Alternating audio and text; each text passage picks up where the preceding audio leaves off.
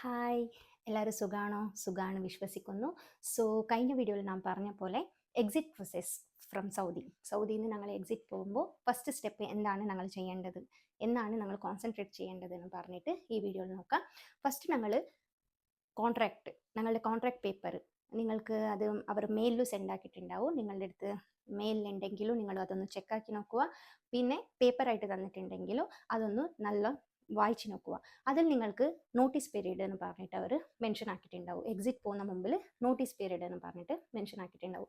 അത് ഓരോരോ കോൺട്രാക്റ്റും ഡിഫറെൻ്റ് ആയിരിക്കും. ഇപ്പോൾ എനിക്ക് അവർ 90 days ആണ് നോട്ടീസ് പീരീഡ് തന്നിരിക്കുന്നത്. അതേപോലെ different clinic, different hospitals different contract ആയിരിക്കും. ഓരോരോ ക്ലിനിക്ക് ഹോസ്പിറ്റലിൽ 60 days കൊടുത്തിട്ടുണ്ടാവും, ഓരോരോ ക്ലിനിക്കിൽ 90 days.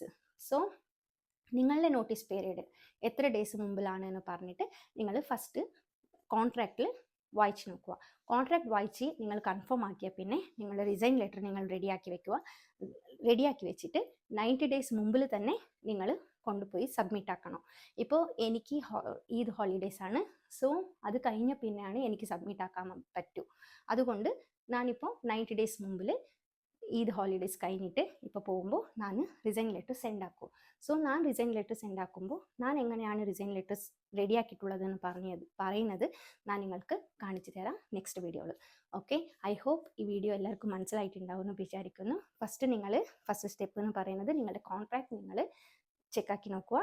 നോട്ടീസ് പീരീഡ് എത്ര ഡേയ്സ് എന്ന് പറഞ്ഞിട്ട് കൺഫേം ചെയ്യുക. ഓക്കെ, ഐ ഹോപ്പ് ഈ വീഡിയോ ഹെൽപ്ഫുൾ ആയിരിക്കും. സൗദിയിൽ നിന്ന് എക്സിറ്റ് പോകാൻ നിൽക്കുന്നവർക്ക് ഇത് ഹെൽപ്ഫുൾ ആയിരിക്കും എന്ന് ഞാൻ വിശ്വസിക്കുന്നു. നെക്സ്റ്റ് വീഡിയോയിൽ കാണുന്നവർക്ക് ബൈ. ഓക്കെ.